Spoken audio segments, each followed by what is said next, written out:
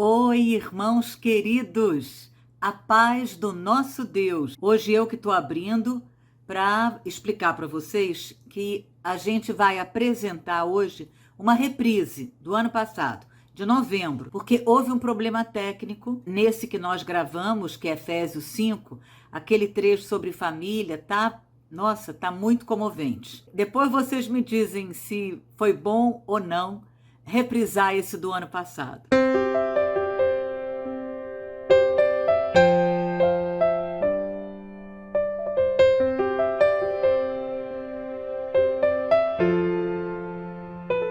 Olá, irmãos queridos, bem-vindos a mais um podcast. Estamos aqui, Comunidade Bom Pastor, Rio de Janeiro. Alegria demais poder estarmos juntos mais uma vez, partilhando com os irmãos, recebendo também a partilha de vocês, hein? Manda pra gente aí as suas impressões sobre a nossa partilha, o que você também gostaria de dividir com a gente. Quem sabe dessa palavra que hoje a gente vai compartilhar. Sua partilha é preciosa, é importante, faz bem para nossa alma. Então a gente está esperando por ela. Depois vai aí na parte de comentários e manda alguma coisa para a gente estar por dentro ali do que você tem a contar para a gente também. Laura Beatriz, minha irmã, tudo beleza? Estamos já nos idos de novembro. Pois é, Padre Antônio, tudo bem na força do Espírito Santo. Padre Antônio, eu não sei se acontece com o senhor, mas eu vejo que acontece com a maioria. Vai se aproximando dezembro, dá uma coisa assim, a gente começa a ficar agitado, e no mês de dezembro, que passa rapidinho, mês tão lindo, né? Eu não sei se é a efervescência de Natal, no sentido negativo ou positivo, mas então, assim, que bom que a gente tem essa partilha entre irmãos em novembro ainda, para nos ajudar a preparar para esse final de ano, porque é um momento, assim, litúrgico de tantas palavras boas e fortes, mas eu percebo que às vezes a gente passa um pouco distraído, porque a gente fica envolvido, agitado. Então, que bom, eu peço que nessa partilha entre irmãos, o Senhor possa nos ajudar a ser menos ansiosos, menos agitados, né? Para a gente poder sorver o que Deus tem a nos dar nesse final de ano, porque eu creio que ele tem muita coisa boa para nos dar na sua palavra, na liturgia nesse final de ano. Na verdade, o ano litúrgico ele já está caminhando para o finalzinho, pois né? Né? Domingo que vem é a festa de Cristo Rei. É o último, né? Aí depois temos tem uma semana ainda de tempo comum, depois começamos o primeiro domingo do Advento, já marcando um novo ano litúrgico, né? Então, de alguma maneira, a liturgia da igreja antecipa esse tempo de encerramento que no ano civil a gente vai viver no finalzinho de dezembro, né? Portanto, de alguma maneira, é um tempo legal, porque, olha, uma das coisas difíceis de se fazer na vida é encerrar tempos para começar tempos novos. É muito difícil para a gente perceber e aceitar que algumas coisas na nossa vida, chegaram ao fim, terminaram, para que a gente possa, inclusive, começar coisas novas. A gente tem dificuldade de fazer isso, né?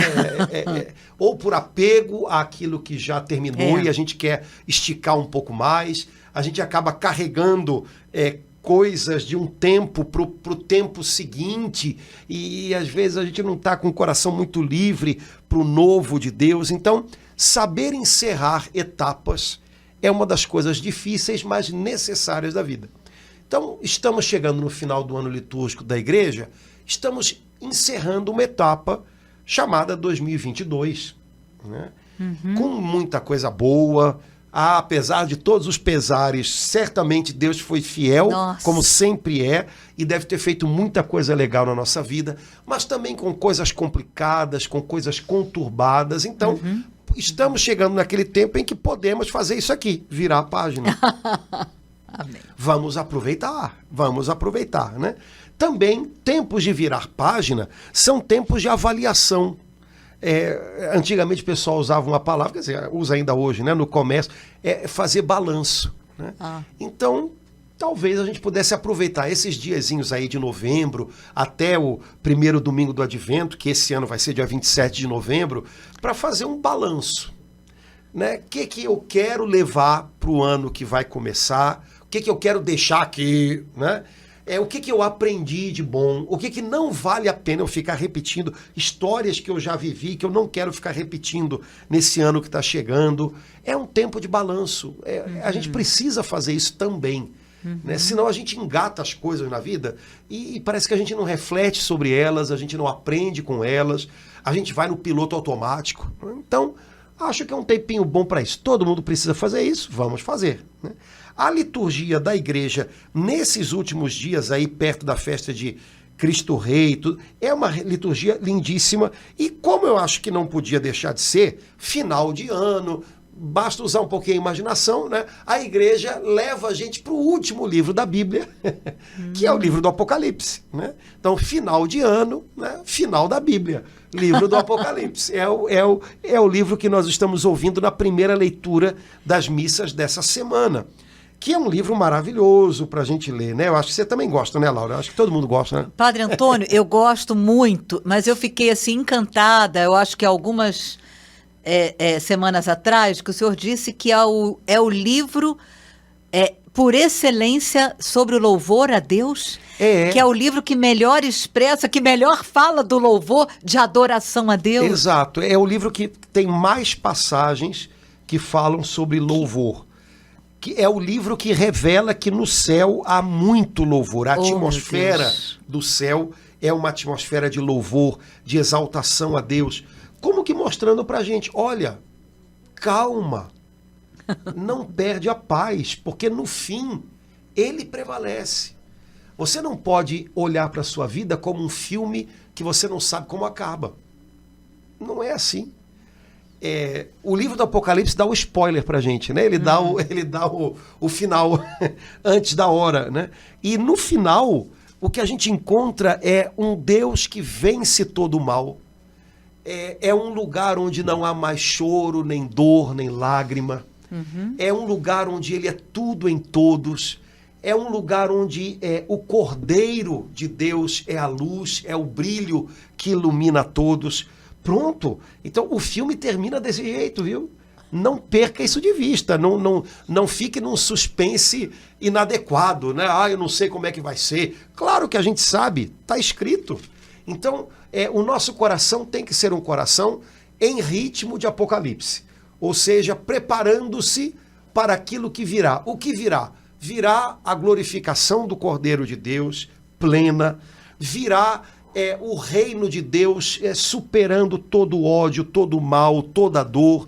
Virá uma atmosfera de adoração e de louvor que vai preencher tudo, o novo céu e a nova terra, a criação que vai ser restaurada por Deus, tendo Cristo Jesus como cabeça de todas as coisas, vai ser uma criação em que tudo, cada batida de coração, cada som, vai ser música de louvor. Então a gente tem que ir entrando nesse ritmo aí, ritmo de Apocalipse, que ao contrário do que as pessoas pensam, não é um ritmo de desgraceiras, né? Que muita gente imagina. Apocalipse é um livro que fala de coisas apavorantes e desgraças. Final do mundo. Não, olha, se você parar para pensar, né, o primeiro versículo do livro do Apocalipse, Apocalipse 1:1, que inclusive tem o nome do livro, né, a palavra Apocalipse, que a gente, né, manteve como está, né, essa palavra ela pode ser traduzida para o português, é uma palavra grega que pode ser traduzida para o português.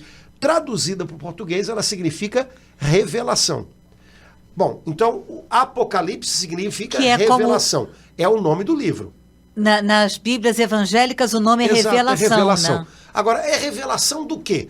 Se fosse pela cabeça de muita gente, revelação das desgraças que vão acontecer. Revelação do pega que vai ser no final das contas. Revelação de um monte de coisa assustadora. Não é o que está escrito em Apocalipse 1:1. Em Apocalipse 1:1 está escrito revelação de Jesus Cristo. Então, o livro do Apocalipse manifesta, revela a glória, a grandeza, a beleza total, final de Jesus Cristo. quando todas as outras coisas passarem e quando ele estiver diante dos nossos olhos, né, e o veremos tal qual ele é, quando nós tivermos a revelação plena daquilo que nesse momento ainda é oculto aos nossos olhos, nós teremos a revelação não é a revelação de desgraças, é a revelação de Jesus Cristo, o Cordeiro de Deus que esteve morto, mas agora vive e vive para sempre e é Senhor de todas as coisas. O Apocalipse fala disso. Portanto, é a revelação da beleza de Cristo exaltado, Cristo glorificado, Cristo que vence todos os inimigos, Cristo que vence todo o mal. É com esse óculos que a gente lê o Apocalipse, encontrando os lampejos desse Cristo glorioso que será manifesto quando voltar. Esse é o assunto do Apocalipse, não é desgraceira, pelo amor de Deus. Né? É no livro do Apocalipse que tem, eu já partilhei para o senhor, um dos títulos de Jesus que eu mais amo. Eu não sei se tem outros livros, me ajuda aí. Eu sou o Alfa e o Ômega, eu sou o princípio e o fim. É só aqui que tem esse título, Padre Antônio? Aqui, eu aprendi aqui. Já no primeiro capítulo ele fala isso, né? Depois ele repete. Tem mais de uma vez no Apocalipse. Mais de uma vez, né? Pois é. O livro olha, tem umas coisas no livro do Apocalipse que eu acho lindas. Tem uma coisa que aliás, é a leitura de hoje, que a gente podia até dar uma olhadinha, Apocalipse 4, capítulo 4, versículo 1, que tem um detalhe aí que eu amo. Então, a gente tem que lembrar o seguinte, quando eu leio o livro do Apocalipse, eu tenho que ler procurando nele o que ele, logo no versículo 1 do capítulo 1, me diz que é o assunto do livro, que é a revelação de Jesus Cristo. A revelação de Jesus Cristo que é soberano e que prevalece sobre todas as coisas. No meio do caminho, há perseguições, há provas, há maldades. No fundo, o Apocalipse descreve o mundo que jaz no maligno e que a gente conhece já tão bem. Mas descreve esse mundo como um mundo que vai ser vencido e que vai dar lugar a um mundo novo, a uma nova criação, iluminada por Jesus Cristo. Esse é o assunto do livro do Apocalipse. Quando a gente não lê dessa maneira, a gente para num ponto ou no outro do meio do caminho, é claro que a gente fica, mas e o que é isso? E como é que vai ser? O assunto do livro é o fim da história, né? É o fim do filme, e a gente tem que olhar para ele, né? O que vai no meio do caminho, o que é bom permanece, o que é mal vai ser superado, vai ser vencido. Esse é o assunto, né? E é assim que a gente deve olhar para ele, né? Agora, como você falou, o livro do Apocalipse fala de Jesus de muitas maneiras, usando títulos lindos, usando imagens lindas. Jesus aparece como vencedor, que sempre chega para vencer mais uma vez, né?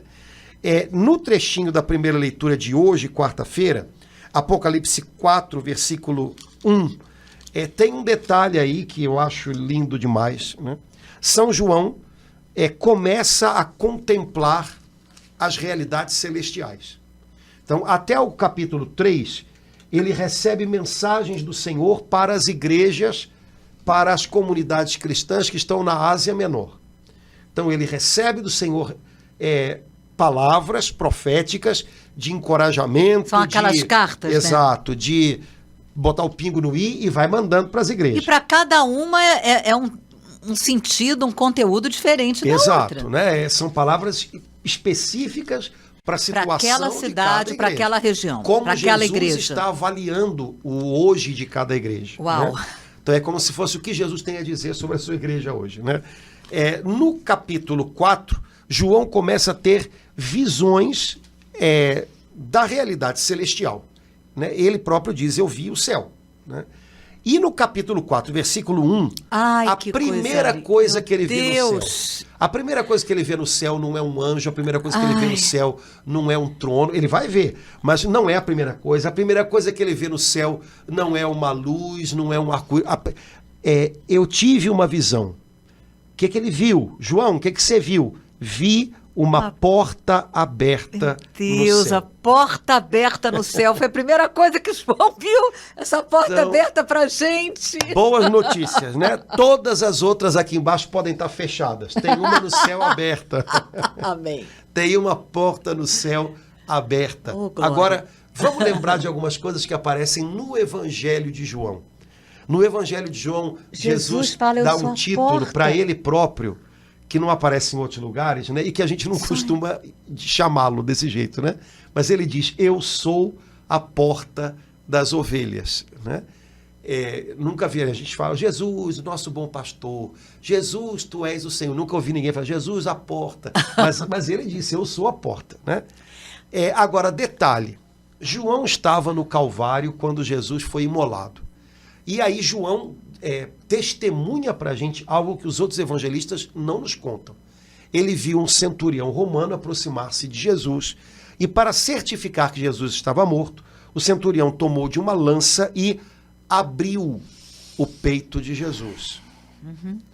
A palavra que ele usa, o verbo é abriu. Abriu, ele não usa o verbo, o centurião machucou, feriu, rasgou. Ele usa o verbo abriu. E aqui em Apocalipse, capítulo 4, versículo 1, ele diz, eu tive uma visão, vi uma porta aberta no céu. Então, a porta aberta no céu é o coração de Jesus, né? Que se abriu no Calvário para nunca mais fechar, né? É por essa porta que um dia a gente, com a graça de Deus atuando na gente, vai passar para entrar no céu.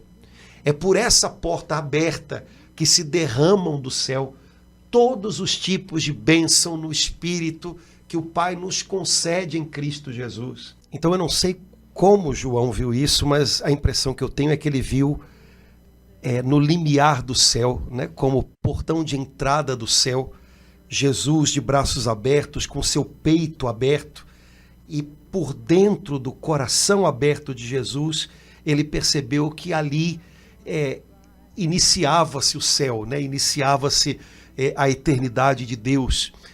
Sei lá, algo muito grande, algo incrível, né? As chagas de Jesus, abertas pelas mãos de um homem, se tornaram algo que no céu, na eternidade, continua aberto e é o caminho pelo qual a gente chega a Deus, né? Na verdade, essas chagas foram abertas aparentemente pelas mãos de um homem, mas elas foram abertas pelo amor de Deus, né? Foi o amor de Deus que abriu a porta do céu, que agora para a gente é o coração de Cristo.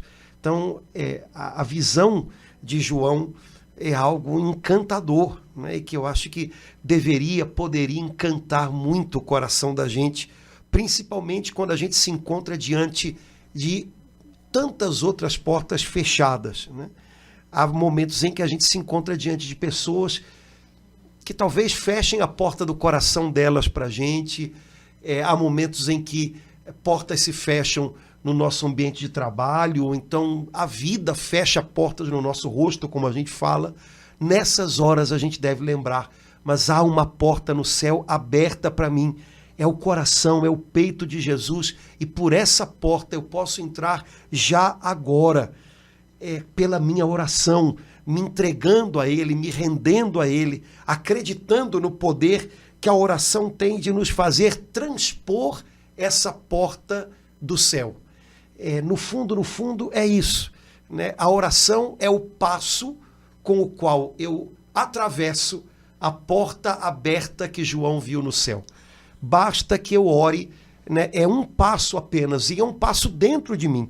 E eu transponho essa porta, e do lado de lá dessa porta eu encontro abrigo, eu encontro descanso, eu encontro fortalecimento, eu encontro o amor de Deus, que é capaz de me curar, de me levantar, né? Então, a porta está aberta, né? Padre Antônio, então é por isso que lá no livro de Hebreus, né, o autor nos chama de uma forma tão linda, né? Aproximai-vos confiadamente desse trono da graça para receber misericórdia e o auxílio oportuno. Esse aproximar-se é na oração. É a oração. Há uma música que uma vez eu ouvi de uma cantora gospel americana bravíssima, e é uma música spiritual, né, dos negros americanos e tal, e o refrão da música é só esse, né? ele está à distância de uma pequena oração. Ai, que lindo, Padre Então, Antônio. né, sem protocolo, sem complicação, sem muitas... à distância de uma pequena oração. Que lindo. Então, com uma pequena oração, você se aproxima do trono onde está sentado Deus, portanto, a nossa vida não está desgovernada, e a gente pode, se aproximando desse trono, pedir, suplicar, desabafar, entregar as nossas causas, né? O trono está ocupado e ele está ocupado por um Deus que é o dominador do céu e da terra, e nossa oração tem o poder de nos aproximar desse trono. Como a gente precisava levar mais a sério o nosso momento de oração. Às vezes parece que a gente não acredita muito que aquele momentinho que a gente consagra para estar junto do Senhor é capaz de grandes mudanças na vida da gente. E né? A gente não pode mais interferir nas coisas aqui. Eu não tenho mais a quem buscar, né? Talvez eu tenha até buscado alguém que se assenta em algum trono aqui na terra, né? Um juiz, sei lá, mas não adianta. Já busquei e não tenho mais a quem. Mas eu ainda tenho a quem buscar no céu. Pela oração, eu interfiro, vamos dizer assim, nas causas, nas raízes de todas as situações que eu estou vivendo, porque essas raízes estão na presença de Deus. Então eu posso tocar nelas quando eu rezo. Padre Antônio, por um minuto mesmo de olhos abertos, eu pude contemplar assim, esse trono um pouquinho, e assim, no meu coração, eu vislumbrei Jesus assim, será que ele vem hoje? Sabe assim, aguardando, né? Olhando para ver quem chegou, quem se aproximou desse trono pela oração a cada dia. E Jesus, assim, numa expectativa, né? Aguardando por nós, né? A palavra fala para a gente se aproximar, né? E Jesus fica aguardando que a gente se aproxime. Sim, a Bíblia diz isso, né? Achegai-vos a Deus, ele se chegará a vós, né? É assim, a gente tem um relacionamento com Deus, isso é que é o bonito da história, né? É um relacionamento, é uma aliança, e é recíproco, né? Mais do que recíproco, porque ele está envolvido nesse relacionamento de uma maneira muito mais intensa e muito mais profunda que a gente. Ele deu o primeiro passo, né? Mas é algo, sabe, de mão dupla. Então, ele se importa com a gente, ele espera pela gente, né? A gente não pode menosprezar isso, né? Então, cuidar do nosso relacionamento com Deus significa cuidar da nossa vida de oração. E tudo na nossa vida espiritual tem a medida da nossa vida de oração. A nossa fé tem a medida da nossa oração. A nossa disposição a viver, a lutar, tem a medida da nossa vida de oração. O nosso conhecimento de Deus tem a medida da nossa vida de oração. Nem 1 milímetro a mais, nem a menos. Então, é preciso que a gente valorize mais o nosso tempo de oração. Acredite que ele vale a pena, não é um luxo, é uma necessidade, né? Numa das parábolas que nós ouvimos no Evangelho de Lucas, nesse tempo, né, litúrgico que já vai terminando, nesse ano litúrgico que vai terminando, num dos domingos em que Lucas nos mostrava o ensino de Jesus sobre a oração, Lucas dizia assim: Jesus contou esta parábola para falar da necessidade de orar sempre e não desistir nunca. Ou seja, há uma necessidade de orar. Assim como o nosso corpo tem necessidade de alimento, de respiro, de água, a nossa alma tem necessidade de oração. E se eu negligencio as necessidades do meu corpo, eu adoeço. Se eu negligencio as necessidades da minha alma, também. Então, é preciso acreditar que vale a pena investir na oração, né? Não é tempo perdido, de jeito nenhum. É aproximar-se do trono da graça de Deus. E é isso que João faz, né? Porque à medida que a visão vai crescendo diante dele, ele vai se aproximando, ele conversa, né, com os habitantes do céu que ele vê, né? As visões que João tem no Apocalipse, todas elas têm relação com coisas do Antigo Testamento. João está usando uma linguagem que é a linguagem que o Espírito Santo já vinha usando, desde o Antigo Testamento, para falar de coisas que são inefáveis. né? Então, João, de algum modo, ele está entrando na linguagem, no abecedário do Espírito Santo, que usa imagens que ele enxerga a respeito das realidades celestiais. Padre Antônio, eu fico muito impressionada. Agora o senhor falou, eu fui ler esse depor as coroas, né? Esses seres, esses anciãos que estavam em torno do trono. Tiravam as coroas e colocavam-se diante do Senhor. Esses reis, a gente também pode... É convidado a fazer isso, né, Padre Antônio? Exato. João viu uma liturgia celestial, uma adoração celestial. Ele ouviu palavras de adoração que engrandeciam a santidade de Deus, que lembravam por toda a eternidade que o Senhor é digno de toda a glória. Ele viu esses seres celestiais, esses anciãos coroados, inclinando-se profundamente diante do trono de Deus. Esses anciãos que representam, né, os poderes da criação, né? Ele viu esses anciãos tirando coroas que eles tinham sobre a fronte e jogando essas coroas aos pés do Senhor assentado no trono, como que manifestando que todo poder que há na criação, todo domínio que há na criação, no fundo, tem que se render ao domínio de Deus. E aquilo que ele viu no céu, de algum modo, deve estar em curso aqui na terra, no coração daqueles que já são de Cristo Jesus. Então, se no céu João viu anciãos tirando coroas que tinham sobre a cabeça e lançando-as diante do trono de Deus, é porque aqui na terra, aqueles que são de Jesus devem ter o mesmo tipo de postura no seu espírito.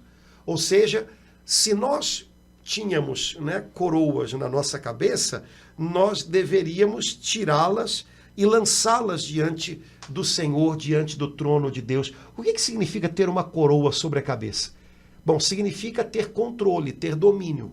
Uma pessoa coroada é uma pessoa que é soberana num determinado território, é uma pessoa que tem domínio num determinado lugar.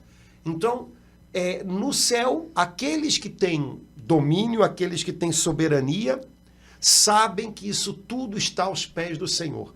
Aqui na terra tem que ser a mesma coisa.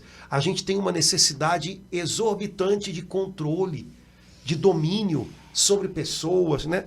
É engraçado porque a gente domina tão pouco a gente, mas a gente é doido para dominar os outros, né? Então, essa necessidade de domínio, de controle, a gente precisa colocá-la aos pés do Senhor, né? A gente tem necessidade de ser o centro, né? Uma pessoa coroada é uma pessoa que onde ela chega, tudo gira em torno dela, né?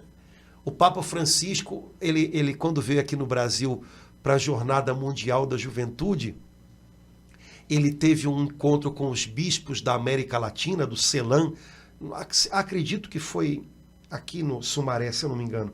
E ele usou umas expressões muito legais, né? E ele disse assim: irmãos, será que nós temos psicologia de príncipe ou psicologia de servo? Dizendo de outra maneira, a gente tem mentalidade de príncipe ou a gente tem mentalidade de servo? Porque a mentalidade do príncipe é a seguinte: onde eu chego, todo mundo está aqui para me servir. Todo mundo está aqui para girar em torno de mim.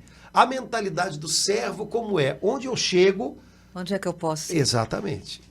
Então, quem tem coroa na cabeça, né, todos nós, no final das contas, colocamos umas, né, deve lembrar, olha, eu não posso ter mentalidade, psicologia de príncipe, porque o meu Senhor Jesus Cristo não tinha essa mentalidade enquanto caminhava sobre a terra. Ao contrário, ele se via como um servo. Eu sou o servo de todos, eu vim para servir e dar a vida por todos. Portanto, eu tenho que ter uma psicologia, uma mentalidade como a de Jesus. Não tem cabimento eu ter essa coroa sobre a minha cabeça, eu devo lançá-la aos pés do Senhor. Eu não estou aqui para que todo mundo gire em meu redor, ou eu não estou aqui para que tudo aconteça do meu jeito, eu estou aqui para servir, né? Padre Antônio, e a gente coroou Jesus com uma coroa de espinhos. Exato. Você lembra, né, da Escola Santo André, né, Evangelização 2000, um dos cursos da Escola Santo André, ele tem um momento em que se faz uma reflexão, né, sobre esse tema e dá-se para as pessoas umas coroas para elas ficarem andando, né? É mesmo? E chega uma hora que todo mundo vê o tamanho do ridículo. Porque, na verdade, é ridículo.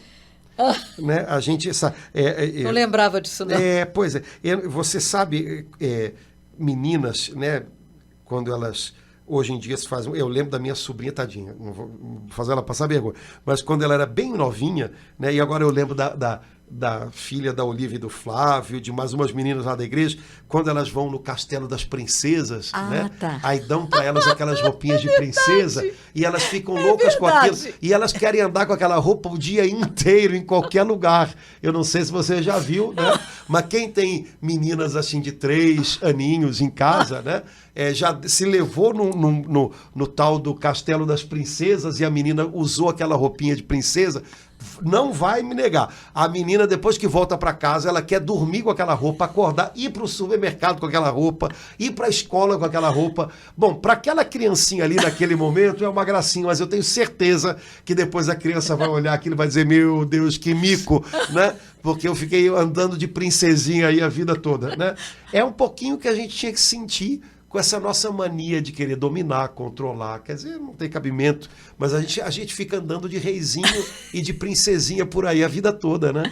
Padre Antônio, a minha sobrinha neta, de 3 anos de idade, 3 para 4, depois de uma semana inteira em que vários pais foram lá, engenheiro, médico, professor, bombeiro, e aí foram perguntar para cada uma: e você, o que você quer ser quando crescer? Eu quero ser princesa. Então, pois é. Ela quer ser princesa.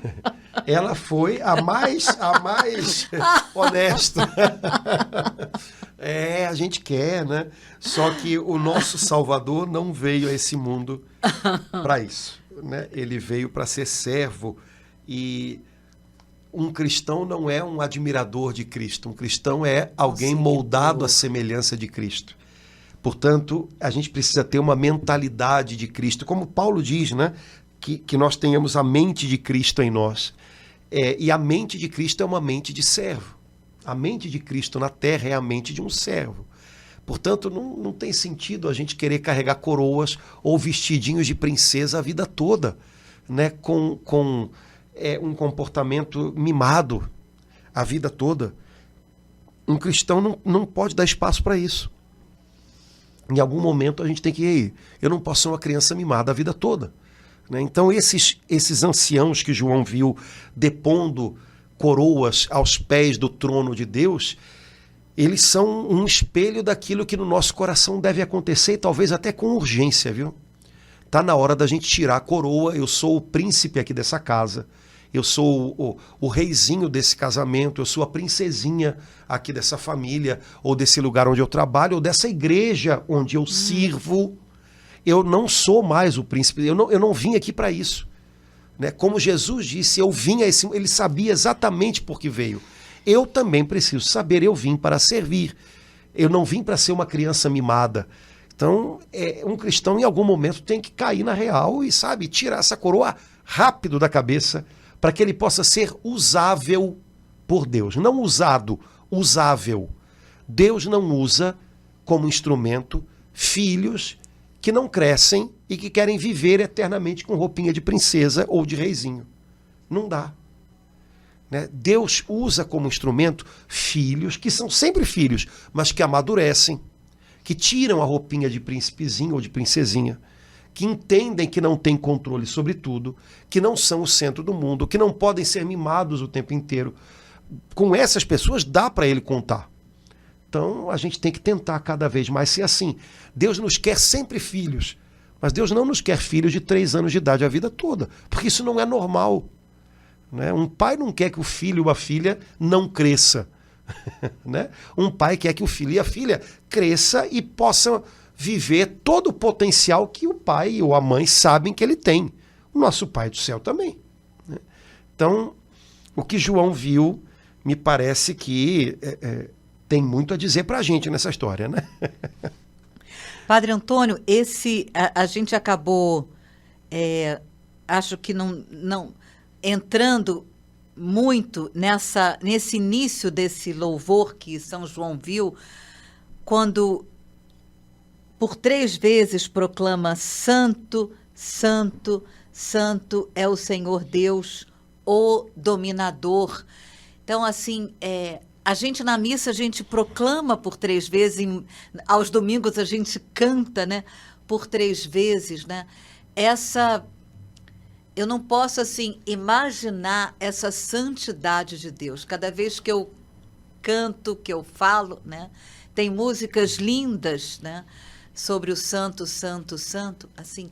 Eu sempre, para mim, assim, é um mistério e ao mesmo tempo que me atrai, me inebria ficar contemplando como será a santidade de Deus, ao ponto de aqui nesse último livro da Bíblia, né, São João ter essa visão e em várias passagens, em vários capítulos, novamente se repete, né, Santo, Santo, Santo. Dá vontade assim da gente querer, meu Deus, como é que é essa santidade de Deus? Foi o que Isaías viu também e ouviu, né? Quando teve o seu chamado, foi o que ele ouviu, os seres celestiais cantando, né? Santo, Santo, Santo. Esse é Deus, esse é o nosso Deus, né? Santo quer dizer que ele é puro, que nele não há sombra, nele não há mistura, nele não há engano. Ele é puro, puro, ele é límpido, ele é transparente na sua pureza, na sua integridade. Ele é assim, né? E ele convida a gente a ser assim, né? Jesus diz: sede santos como o vosso Pai do céu é santo. Esse é o chamado de todo cristão, né? O chamado de todo cristão não é ser, sei lá, alguém de sucesso. Não sei, eu acho que essa palavra é tão dúbia, né? O chamado de todo cristão é ser alguém santo, ou seja, onde está, no estado de vida que tem, ser íntegro, puro, sem mancha, sem confusão, sem engano, né? Transparente, transparente a essa luz que vem de Deus. Agora, é claro, a santidade de Deus, que é a fonte de toda a santidade, é perfeitíssima, né? É de uma grandeza, ao mesmo tempo tão próxima, mas tão sublime, né? Aquelas coisas, né, Laura, que não tem como a gente comentar muito, porque o que a gente vai dizer, Laura? Não tem, assuntos difíceis, porque as palavras não encaixam, né? As palavras que a gente tem, elas dizem, mas elas não esgotam, elas não. Então, a gente fica sempre pontinhos, né? Por isso ele é santo, santo, santo. Né? 3 vezes, para mostrar que há algo ali que é superlativo, né? Santíssimo, como a gente também poderia dizer, né? Santo, santo, santo, né? É o santíssimo, né? É perfeito, né? Então o nosso Deus é assim, e contemplá-lo e sabê-lo assim deveria trazer para a gente, ao mesmo tempo, um senso da sua dignidade, da sua grandeza, um senso da confiança que nós devemos ter nele. Ele não engana e não se engana. Ele é perfeito em tudo que faz, né? E um senso do nosso chamado. É assim que ele nos quer, né? Transparentes a ele. Esse é o chamado que Jesus veio nos fazer. Esse é o trabalho que o Espírito Santo, que é Deus todo santo vivendo em nós, esse é o trabalho que ele faz em nós, é nos dar mais dele, né? O trabalho do Espírito Santo não é aprimorar só a gente, mas é nos dar o que é dele, né? Porque sem o que é dele, a nossa melhor versão não é muito boa, não. Então, ele é santo, santo, santo, e ele vive em nós, ele habita em nós. Então, Padre Antônio, assim, com isso que o senhor falou, a primeira ação do Espírito Santo, daquele que eu recebi no dia do meu batismo, é me santificar em cada uma daquelas áreas, especialmente aquelas meio esquisitas, que eu tenho vergonha, para me santificar por inteira. Sim. E no caso, para que isso não fique parecendo alguma coisa, é me tornar cada vez mais semelhante a Jesus Cristo. Isso é santificar-se, né? Ele é o santo de Deus, ele é Deus encarnado, ele é perfeito Deus, perfeito homem. Portanto, ele é o modelo de toda a santidade, ele é a fonte de toda a santidade, e o Espírito Santo traz essa fonte para nós, né? Porque eu sinto assim que a gente, até no meio da igreja, tem muito... peraí, Padre Antônio, isso aí é coisa para santo. Não quero ser santo, também não sou santo. Isso aí é coisa para santo. Então, isso é coisa para gente. Porque, na verdade, olha, São Paulo, quando se dirige aos cristãos, ele normalmente chama os cristãos assim, de santos. Aos santos que estão... É mesmo, nas epístolas. Não é só uma tarefa nossa. Deus nos fez santos. Ou seja, na medida em que ele nos uniu a Jesus, pelo Espírito Santo que vive em nós, nós já somos santos de algum modo, né? Então, nós já fomos separados por Deus dessa confusão, né, na qual jaz o mundo, né? Agora, temos que nos tornar aquilo que somos. Esse é o segredo do negócio. Temos que nos tornar aquilo que nós somos, né? Então, temos que agir como... né? Temos que deixar que o Espírito Santo, que nos dá essa identidade, possa agora nos ensinar a corresponder a ela. Então, tudo é uma grande graça. Tudo é um corresponder a um trabalho que, em primeiro lugar, é dele. Ele é o protagonista de tudo, né? E agora que eu fui lá, de repente, naquele livro incrível que o senhor me emprestou, Santos para Pecadores, e aquela parte assim, Santo Agostinho, até no final da vida dele, ele receava, né, por temor de Deus, cair novamente, né, em tudo aquilo. Então, assim, é muito comovente, se aproxima muito de nós, alguém que está com a honra dos altares, que é considerado um dos maiores doutores e santos da igreja. Até no final da vida dele, já como bispo, ele tinha receio de voltar a cair naquele tipo de vida que ele tinha antes de conhecer Jesus como o Senhor da vida dele.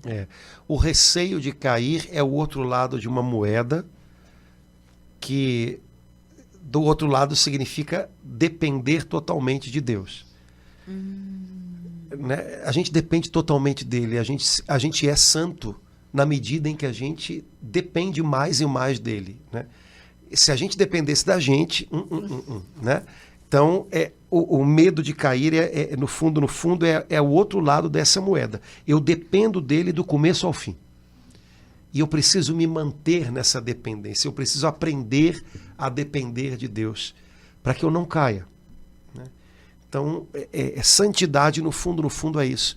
É aprender a viver a dependência de Deus, né? De tal maneira que Ele possa nos conduzir, Ele dirige os passos da gente, né? Porque por nós próprios, é claro, não seríamos santos, né? Por isso, então, que no seu amor, nas suas últimas palavras, Jesus falou: sem mim nada podeis fazer. Exato. E nada é nada, né? Se Jesus quisesse ter dito outra coisa, ele teria dito. Então, sem mim, nada que redunda para a eternidade vocês podem fazer. Nada. Nada que produz vida vocês podem fazer. Nada. Mas que bom que também tem um versículo na Bíblia que diz que nele tudo posso. Né? A vida da gente tem que andar no meio desses dois versículos aí, né? Sem mim nada podeis fazer, tudo posso naquele que me fortalece. Nesse trenzinho aí a gente vai. Então, esse é o chamado do Senhor pra gente, né? Isso é santidade. Amém. Né? Beleza, Laura. Então, Apocalipse capítulo 4 é a revelação de Jesus Cristo, que é lindo, que é puro, que é santo, que é a porta aberta diante da qual a gente sempre pode entrar. Basta uma pequena oração. Basta uma pequena oração. Beleza? Vamos nós, então. Vamos. Um abração, Laura. Deus abençoe. Tchau, Amém. tchau, irmãos. Deus abençoe. Até lá. Tchau, irmãos.